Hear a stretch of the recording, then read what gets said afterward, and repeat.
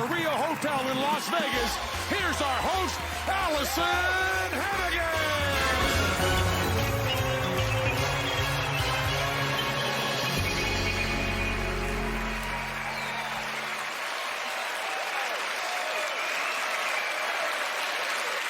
Welcome to Penn and Teller Fool Us. From the silly to the astounding, we find magicians of all kinds from all over the world and give them one challenge: fool our Las Vegas legends. You know who I'm talking about, the two and only Penn and Teller.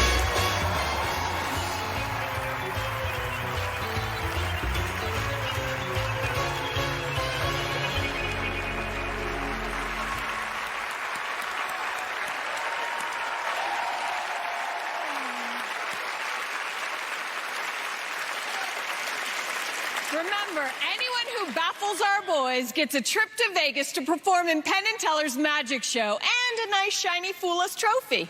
Let's meet our first potential fooler. My father was a magician. He started out performing at the Minnesota Renaissance Festival, the same place where Penn and Teller got their start. Thanks to Harry Potter, magic was a craze when I was growing up, and people were really hungry for that. I now teach at Jeff McBride's Magic and Mystery School, which is like the real-life Hogwarts.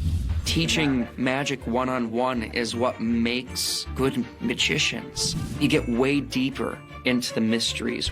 I think magic is a tradition, and it needs to be preserved and passed on. And I'm dedicated to being a part of that.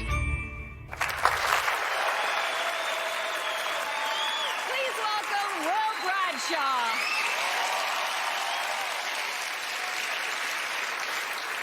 Our lives are made up of a series of choices.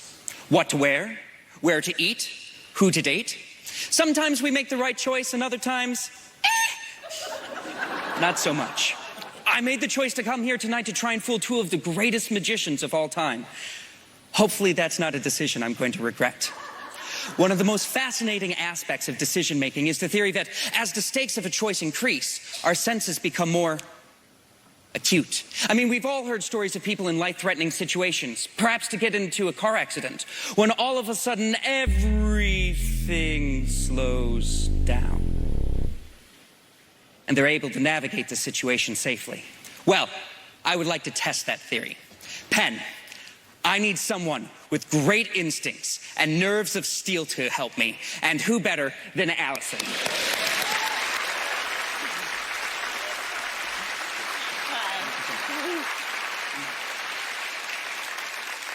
Now, Allison, you are about to be making some decisions. But as I said, we need the stakes of these decisions to be high. So we're going to increase the stakes of the decisions you are about to make. We are going to increase them dramatically. Allison, these are animal traps. Oh, God. They are steel, Oh, no. requiring less than a pound of pressure to set off. And are strong enough to shatter bones. Ew. Now, you are going to be making some decisions. But we didn't want them to be too terrifying for you, so only one of the... Okay. Well, only one of the remaining traps is actually set and will go off if something is put inside. The other 5 are perfectly harmless. That's still a 1 in 6 chance of being maimed. All that I want you to do is imagine that these are your hands in danger. Now, you can say stop whenever you want. Stop. These two right here. Yeah. Both my hands are in danger. Oh, Or perhaps neither of them are. okay. But if you could choose one hand to be safe, which hand would you like to be safe? The left or the right hand? I want the right hand to be safe. You want the right hand to be safe. On the count of 3, we test the right hand. Oh, gosh. 1, Oh, gosh. 2, 3. Allison, Yeah. you have incredible instincts. Because the left-handed trap was actually set. But your instincts are better than you possibly could have imagined. Because at the beginning, you thought only one of the traps were set. But if you had said stop a second earlier when my hands were both over these traps, well, that would have been a lose-lose situation. And this one over here would have lied as well. In fact, every other trap would have ended in disaster. Well, you're welcome. Thank you so much.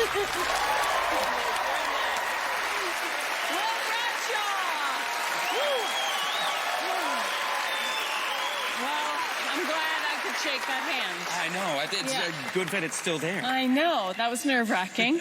And, I'm sorry that I put you through that. No, thank you. Thank you. So it really does seem very dangerous. And, I mean, you still have all your digits, so I'm guessing it's never gone wrong. It has not gone wrong as of yet, but with routines like this, it's not a question if it goes wrong. It's more of a question of when it goes wrong. And I heard you also do street magic. I do. I originally got started actually as a street performer in New York City. What happened was I was down in Soho and I had my pocket picked. And I was about 80 blocks away from my house. And so I was walking on the way back home and all that I happened to have on me was a little bit of magic. And I went up to a family, performed a little bit of magic for them when I was still about 60 blocks away. And they gave me enough money for bus fare the rest of the way home. And that was my first real performance on my own. Your first paid gig. My first paid gig as a magician. So it's kind of awesome that you got robbed. Yeah, in a weird way. I'm thankful that that person robbed me that day. All right, well, it's time to go to Penn and Teller and see if you fooled them.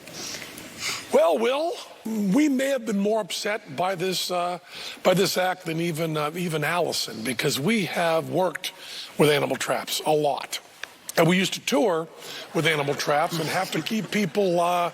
We have people backstage around there all the time. We had clamps on them, holding them in place. And we believe that you had a live trap up there. We believe that that's completely true.